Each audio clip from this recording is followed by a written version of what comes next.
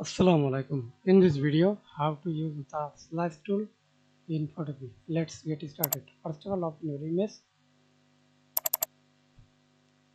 Then crop tool, right click, use slice tool. Then slice your image.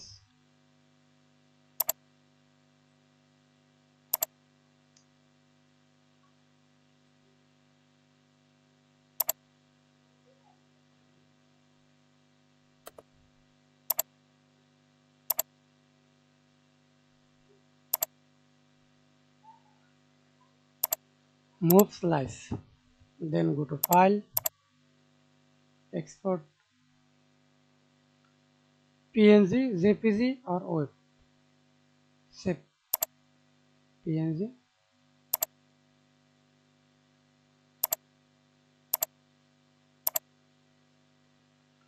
And I already extract to this file index image. That's it. Thanks for watching video. Please subscribe to my channel, like, comment, share.